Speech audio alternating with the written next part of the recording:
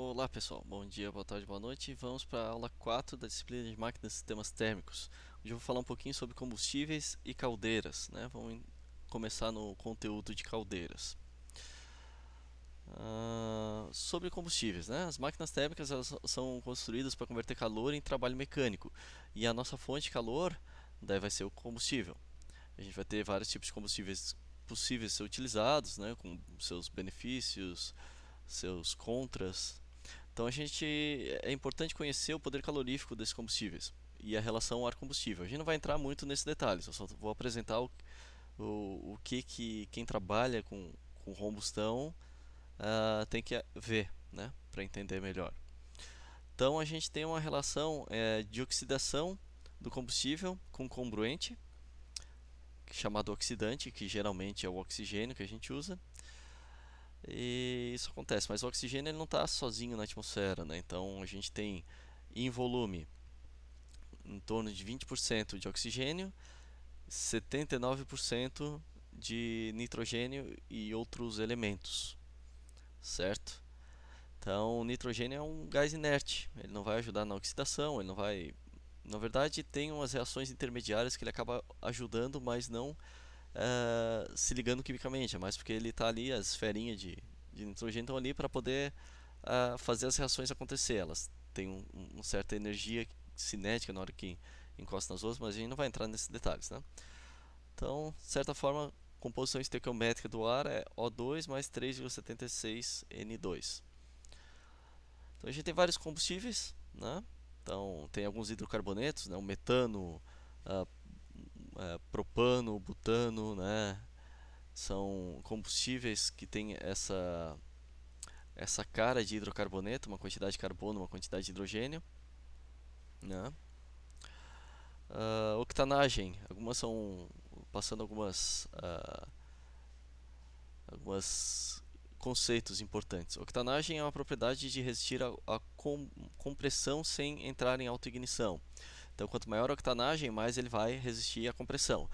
Não adianta muito pegar um carro de passeio normal e colocar um combustível de alta octanagem, porque no final tu está colocando um combustível que tem um poder muito maior que aquele motor consegue entregar. Porque a taxa de compressão do motor vai se manter a mesma, né? Tu não modificou o motor para colocar esse combustível de alta octanagem. Então tu vai comprimir até a mesma taxa de compressão que tu comprimir um combustível normal e depois vai acender a vela de ignição. Então não faz diferença botar alta octanagem ou não, certo? Ele permite maiores níveis de performance, torque, potência em veículos de alto desempenho, né? Não em veículos normais, faz pouca diferença daí. Álcool desidratado, etanol, também pode ser usado para aumentar a octanagem. Então tem algumas outros elementos, né, que a gente vai ter. Como é que funciona, né? Por exemplo, eu vou queimar carbono. Eu queimo carbono mais um pouco de ar aqui é ar porque tem oxigênio e nitrogênio. Uma temperatura elevada, eu vou ter CO2 saindo, né, o gás carbônico, nitrogênio se mantém e eu tenho calor. Então eu entreguei um pouquinho de calor aqui queimando o carbono. O que tem muito carbono? Lenha, né? Os hidrocarbonetos têm carbono. Então, estou só mostrando como funcionam as reações, né? Eu posso ter daí uma parcela de cinzas, são impurezas, coisas que não se queimaram por não estar na temperatura suficiente ou por não se queimar mesmo, né? Eu posso ter cinza daí do carbono. Cinza do carbono é ruim, que daí é o que a gente chama de carbono não queimado, porque ele eu consigo queimar. Então eu quero queimar todo ele possível, né, para aumentar o rendimento do meu combustível. Então, para ter uma noção, aqui tem alguns valores só, né? O carbono mais oxigênio, CO2 mais uma quantidade em kJ em energia por quilograma, por massa. Hidrogênio e oxigênio também tem a ideia de fazer futuramente motores a hidrogênio, né? Porque no final eu estou jogando no cano de escape do carro, cano de descarga, água, mais uma quantidade bem elevada, né, em kJ por quilograma. Ele tem um poder calorífico muito alto. Enxofre também queima um pouquinho, mas geralmente a gente não quer enxofre.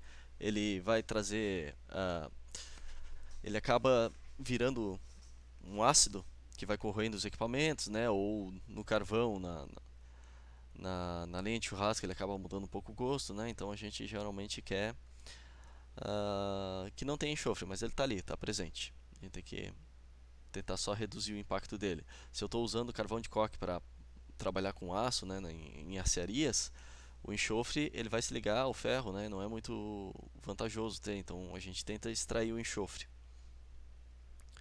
Aqui outros, né, outros componentes, CO, se eu queimei eu posso ter CO2, CH4 é o metano, né, de gás de decomposição. Então, se eu tenho, por exemplo, uma plantação e eu tenho palha de arroz que saiu dessa plantação, eu posso colocar ela, jogar ela para o ambiente, onde ela vai acabar virando CH4, e se eu não aproveitar isso aí, ele é mais prejudicial para o efeito estufa do que o CO2, bem mais, então é vantagem para mim, né? Para eu pegar isso aí e queimar, é vantagem, queimar o CH4. Ou eu posso queimar já a palha de arroz direto na forma de carbono dela, né? De alguns componentes. Então eu posso queimar ela aqui, certo? Mas não é vantajoso eu deixar aquilo ali só se eu quiser usar como adubo, né? Mas eu deixar no terreno aquilo ali não vai ser vantajoso. Vai sair CH4 que eu poderia queimar e usar essa energia térmica. Então vamos ver em termos de câmara de combustão, né? A gente viu que tem alguns combustíveis, tem combustível sólido, tem combustível gasoso, tem combustível líquido, né? Daí tem caldeira adaptada para queimar cada um desses. O que vai ser mais importante do combustível é saber o que tu tem na região para trabalhar. Daí tu compra uma caldeira adaptada para isso, né? Se eu tenho carvão, vou comprar uma caldeira onde eu trabalho com carvão pulverizado, provavelmente. Se eu tenho plantações perto, eu posso usar lenha ou o rejeito das plantações, né? Então eu tenho que trabalhar com o que eu tenho na região. O que eu tenho que levar em consideração, né, quando trabalho com câmara de combustão? O volume dela, porque eu vou jogar o combustível, tem que queimar o máximo possível ali dentro. Se for muito grande, vai ter muita perda térmica. Então ela não pode ser muito grande, não pode ser muito pequena. Ah, isso aqui eu vou deixar esse material para vocês dar uma lida com calma, né? Tem muita coisa aqui que é complementar. Eu tenho poder calorífico de um combustível sólido, líquido ou gasoso, a energia que ela libera durante o processo de combustão, ela pode ser superior ou inferior, que eu chamo, né? O superior, ele considera o calor total liberado mais o calor de condensação da água formada, né? Então, ele considera mais do que eu consigo usar.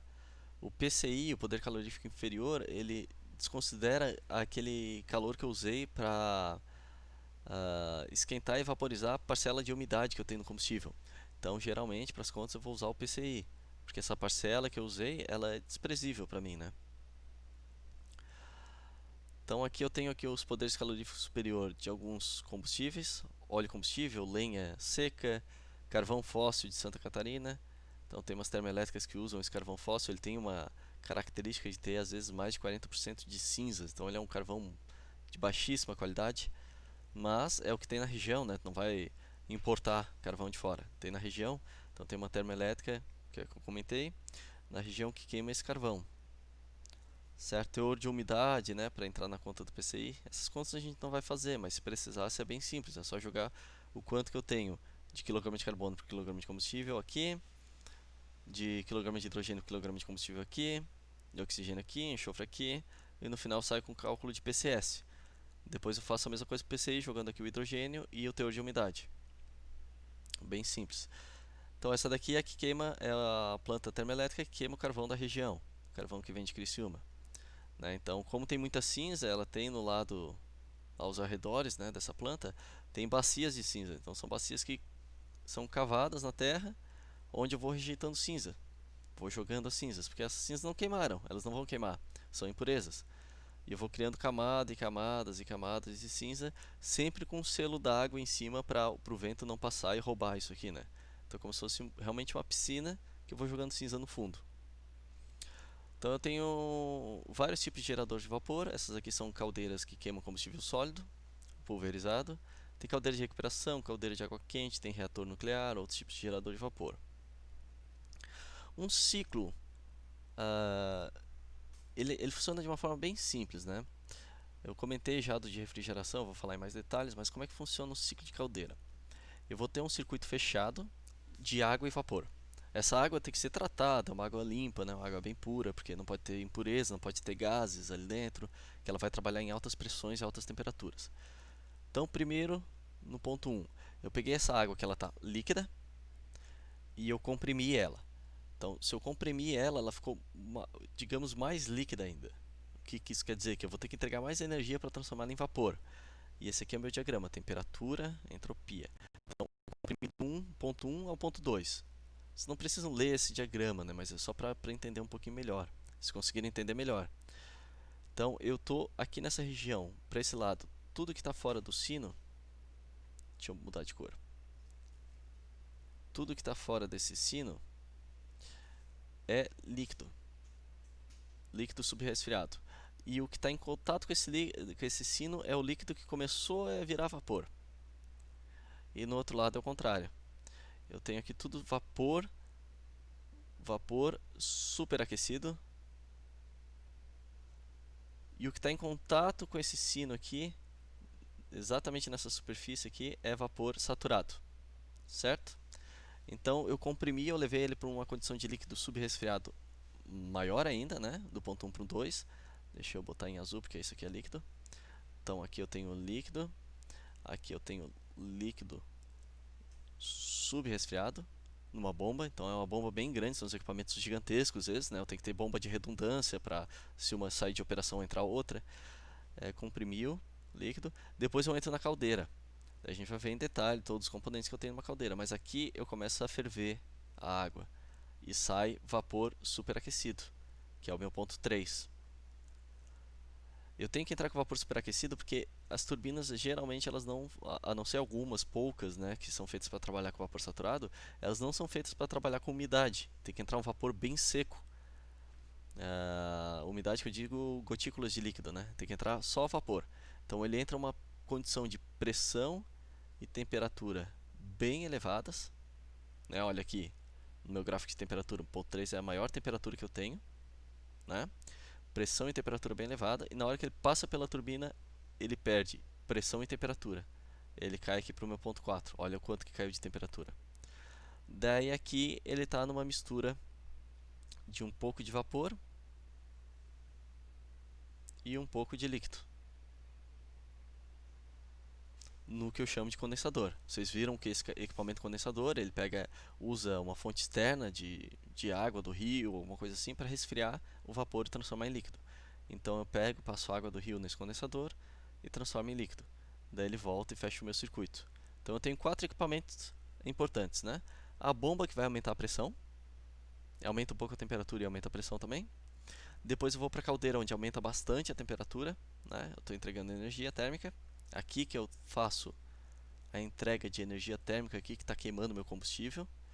Depois eu levo para uma turbina, onde ele vai baixar a pressão, baixar a temperatura e me entregar trabalho mecânico, que é o que eu quero, esse que é o importante.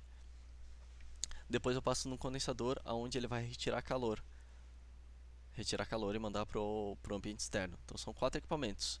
Aumentou a pressão, entregou calor, abaixou a pressão e temperatura ao custo de gerar trabalho mecânico para mim, e depois rejeitou calor, né?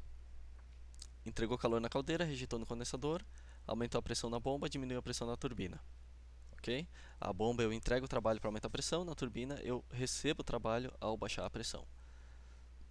E esse aqui é o rendimento, né, de uma máquina. É o quanto que eu entreguei de trabalho, que é o que eu quero, dividido pelo quanto que eu tive que pagar, que foi o calor do meu combustível. E eu tenho daí componentes que eu posso aumentar o rendimento de uma planta. Geralmente as plantas térmicas usam todo possível.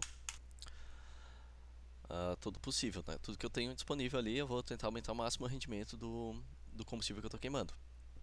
Então aqui na caldeira eu queimo o combustível e ele manda o vapor superaquecido.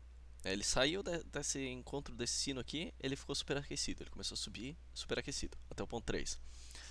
Para a turbina de alta pressão, depois ele volta dentro da caldeira e aproveita um pouquinho dos calores da queima, do calor dos gases, né, e da queima. Daí ele que saiu da turbina no ponto 4, esquenta de novo até o ponto 5 e depois baixa. Isso porque eu comentei que a turbina ela não foi feita para trabalhar com muita umidade. Então se eu baixasse do ponto 3 até o ponto 6 aqui na reta, sem reaquecer, ele ia trabalhar com uma quantidade de... toda essa parte aqui ia ter umidade, né? Então não é vantajoso, não é viável. Então o que eu faço, eu reaqueço até o ponto 5. Daí eu jogo de novo no ponto 6. Então eu faço um reaquecimento.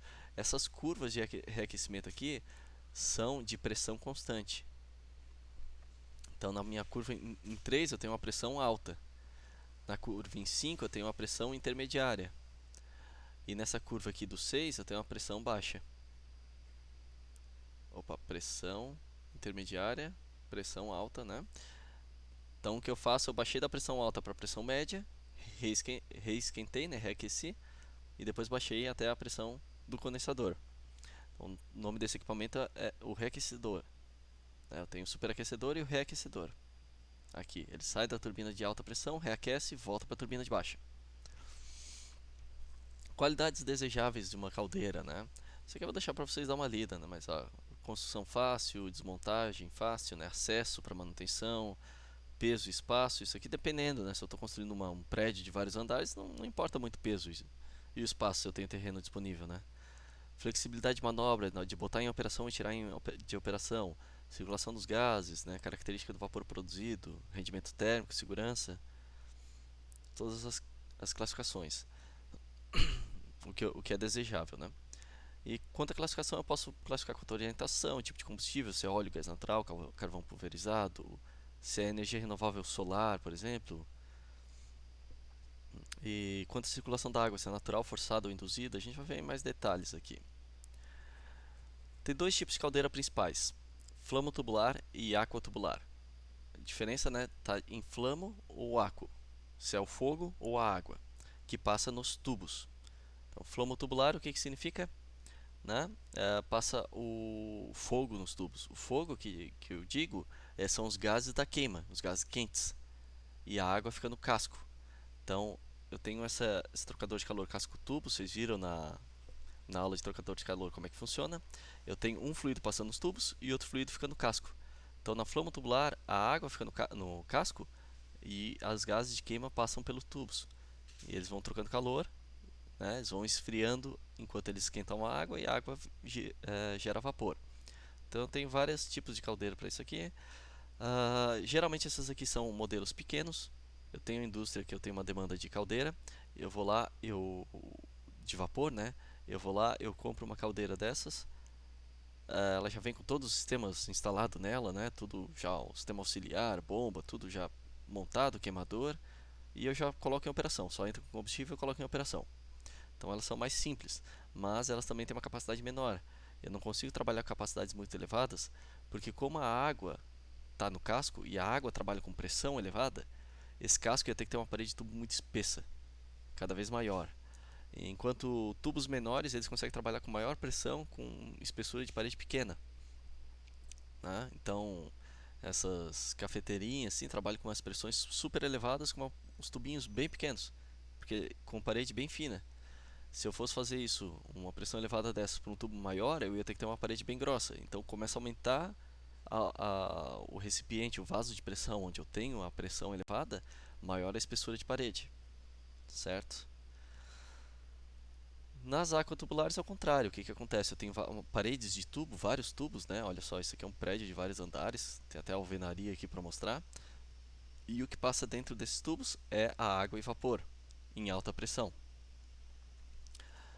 Então, eu tenho nas caldeiras aquatubulares são as de maior porte, né? Eu tenho água passando nos tubos, uma pressão elevada. Aqui dentro dessa câmara vazia que vocês estão vendo é onde ocorre a queima.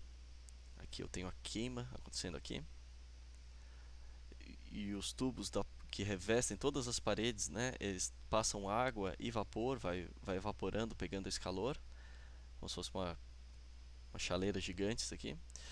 E essas plantas, geralmente elas têm que ter um acesso, olha só, para a parte de manutenção. Furou um tubo desses, tem que fazer, não cada vez que fura, né? Mas geralmente de tantos em tantos anos eu faço a parada da caldeira, eu vejo onde é que estão os tubos furados, faço teste hidrostático e corto um pedaço de tubo, soldo um pedaço de tubos novos. Então é um trabalho bem, é um local bem insalubre trabalhar dentro de uma caldeira dessa. Isso aqui é o superaquecedor, eles estão trabalhando numa região aqui em cima, né? Essa caldeira aqui eu tenho que montar andaimes para conseguir fazer a manutenção em tubos mais altos. É um espaço bem grande. Então a diferença entre aquo e flamo tubular, né? Flamo tubular, como eu falei, chama passa pelos tubos, aquo tubular, a água passa pelos tubos. Consigo trabalhar com pressões mais elevadas aqui, mas geralmente elas têm um custo inicial mais elevado, né? Para baixa capacidade é mais fácil construir uma flama tubular e já entregar direto para o cliente. Então aqui tem as diferenças, né? Limite de pressão, custo de construção, eficiência térmica, essas aqui são mais eficientes para capacidades maiores. E eu posso ter uma mista, né? Eu posso ter aqui uma câmara de queima, onde eu estou entrando, olha só, eu estou entrando com lenha, né? Tem lenha disponível na região, eu vou queimar lenha. Joga a lenha aqui nessas esteiras, queima. Aqui eu tenho uma parede d'água, a água entra para cá e aqui eu tenho uma flama tubular. Essa parede essa parte é aqua tubular e essa daqui é a flama, uma caldeira mista, certo? Eu posso ter caldeiras elétricas para pequeno porte, geralmente não vale muito a pena porque a energia elétrica é a energia mais nobre que a gente tem, né? Então a energia elétrica eu consigo transformar com pouquíssimas perdas em luminosa, em energia mecânica, em energia térmica, né? Então ela é mais nobre, mas ela é mais difícil de ser gerada. Então eu tenho um custo para gerar ela. Se eu pegar energia elétrica para transformar em energia térmica, para gerar essa energia elétrica, geralmente eu tive que usar uma caldeira de energia térmica, né? A não ser que eu tenha uma hidrelétrica, daí tudo bem. Aí o custo ah, relativo aí é baixo, né? Porque eu estou usando uma fonte renovável. Mas se eu tive que queimar carvão para gerar energia elétrica, para depois jogar numa caldeira de energia elétrica para gerar vapor, né? Olha o processo que eu tive que caminhar. Eu tenho um rendimento aí geralmente de 37% numa térmica para gerar energia elétrica, então olha quanto que eu perdi de combustível. Se eu fosse queimar direto aqui, o rendimento ia ser 80, 90% da queima direta. Né? Se eu usasse esse combustível que eu usei para gerar 37% de energia elétrica direto para queimar aqui dentro, o rendimento ia ser muito mais elevado. Eu ia perder um pouquinho nos gases, 80% talvez, ia perder um pouquinho nos gases e um pouquinho por perda de calor. Mas é muito superior a usar esse processo. Eu uso isso aqui quando eu tenho energia elétrica disponível, em quantidade, e eu tenho que fazer uma capacidade pequena, né? Eu tenho que gerar pouco vapor. Daí não vale a pena realmente comprar todo o sistema de produção, de queima, comprar combustível, daí tem que ter uma demanda, um suprimento de combustível eh, constante, né? Então é realmente pequeno porte. Os principais componentes de uma caldeira dessas aquatubular, né? Eu tenho o que?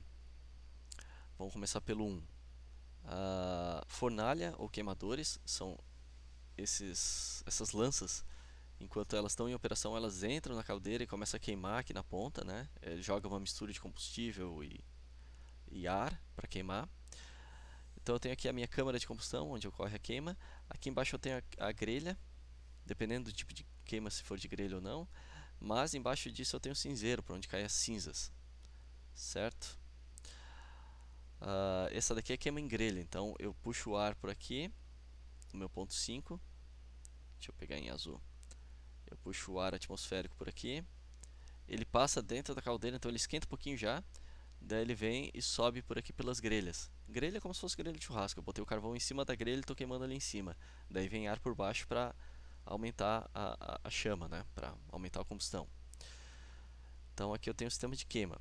Daí essa queima de ar e combustível vai gerar gases. Esses gases eles vão vir por aqui até sair pela chaminé. Então eles vão trocando calor até sair pela chaminé. Eles vão trocar calor com o quê? Tem as paredes d'água, onde eu gero o vapor. Ele vai vindo, vai descendo a água aqui por baixo e vai subindo mistura de água e vapor. Então aqui em cima eu tenho um tambor separador, onde fica água embaixo, vapor em cima. A água fica descendo por gravidade, esquenta, ferve e sobe. Desce e sobe, né? O 3 daí eu tenho um superaquecedor. Ele toma nesse tambor separador por cima, onde eu só tenho vapor. Né? O vapor fica em cima, a água fica embaixo. Então eu puxo por cima o vapor, jogo de novo ali dentro da caldeira, ele superaquece e sai superaquecido aqui para a turbina. Para a turbina. Depois ele volta da turbina lá pelo condensador, daí é outra história. Né? Ele vai, sai da turbina, passa no condensador e volta por aqui, ó, por aqui por baixo, como água de alimentação, certo? Daí ele passa no economizador, que é outro trocador de calor, esse verde, e vem misturar aqui no meu tambor separador, certo? Então o circuito de água é esse, né? Ele vem por aqui pelo tubo verde, pelo tubo 4, entra no tambor, do tambor ele fica recirculando pelo tubo 2, gerando vapor. A parte de cima dele sai pelo tubo 3, superaquece e vai para a turbina para fechar o ciclo. Sai da turbina, passa no condensador, volta para o 4. Então fica um circuito fechado, né? E os gases, eles estão trocando calor com todos esses trocadores de calor até sair pela chaminé. Daí eu tenho que tentar jogar ele pela chaminé na temperatura mais baixa possível, quer dizer, para aproveitar o máximo da temperatura, desse poder térmico dele.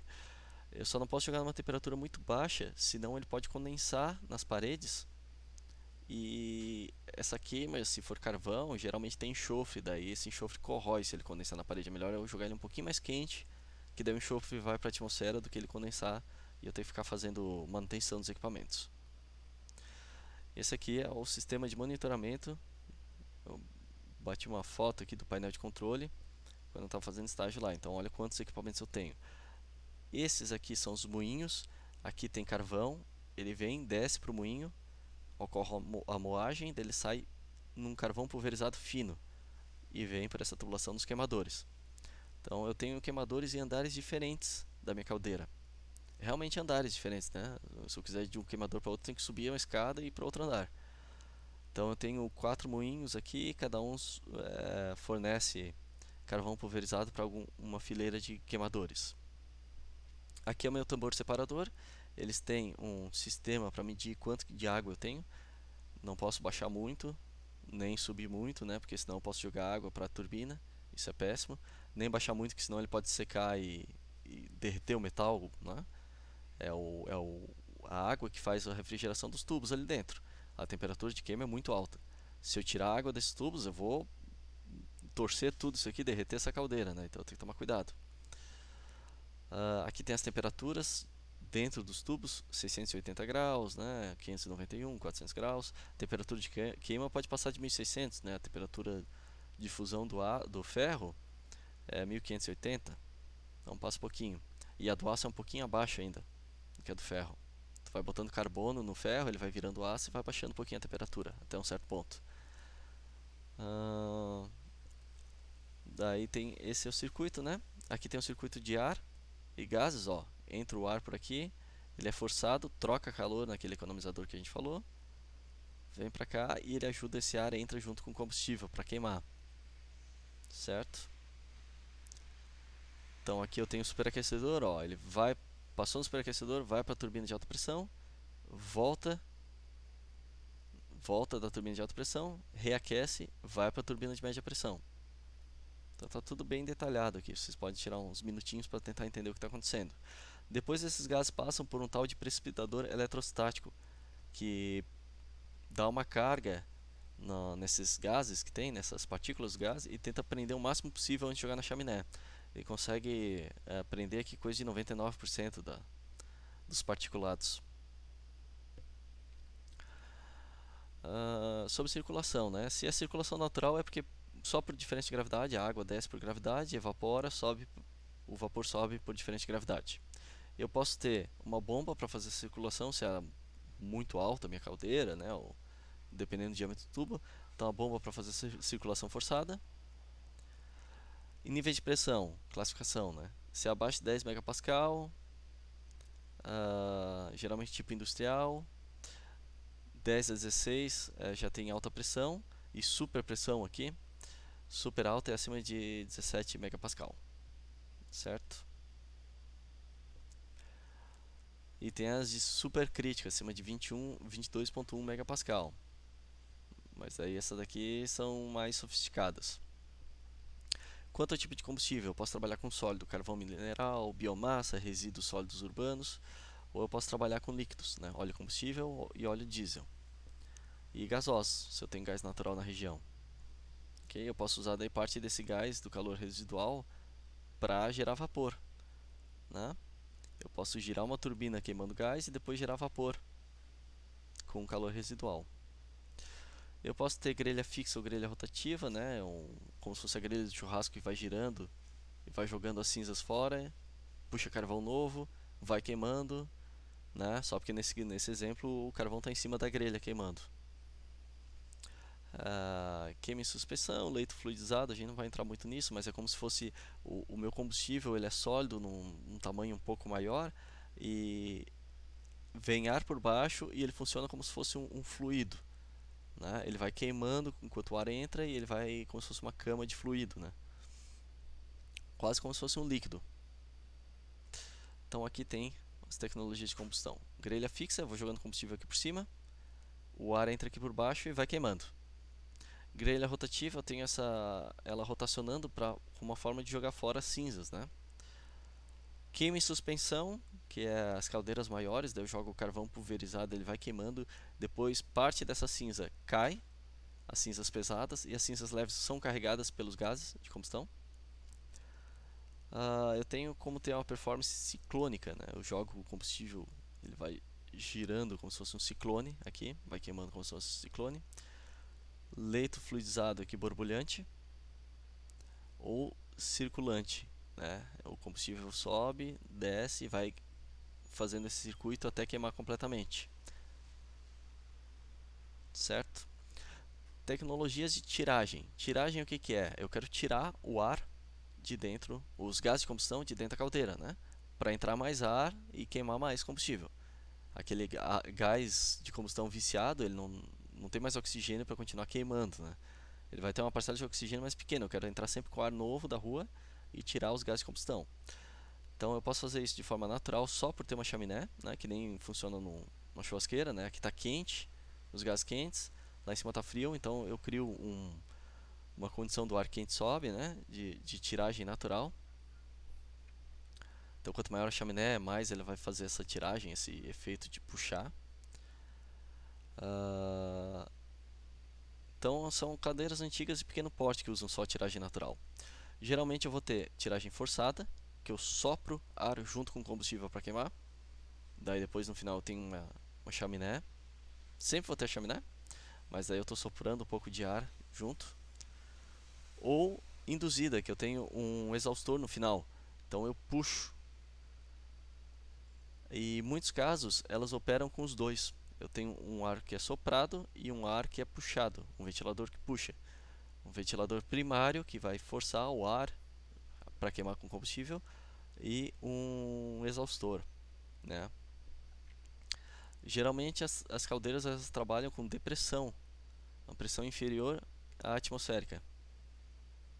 No circuito de gases, né? No circuito de água e vapor, as pressões são muito elevadas, mas no queima de gases, geralmente é uma pressão negativa, justamente por causa do exaustor. Eu estou puxando isso aqui,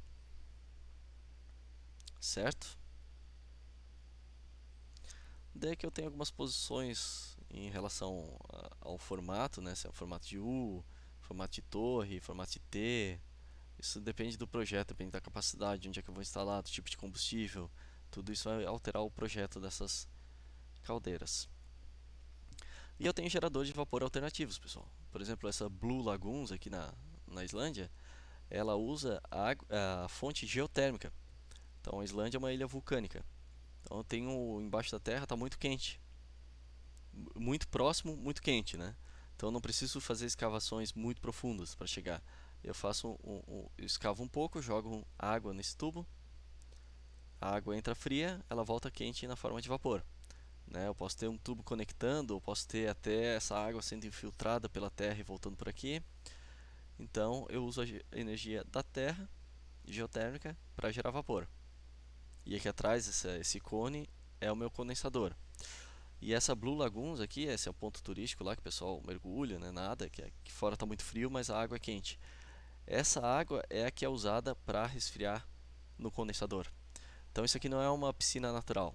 Isso aqui é uma piscina artificial que é o condensador dessa planta geotérmica, certo? Então esse ponto turístico é só o condensador, é a água do condensador dessa planta.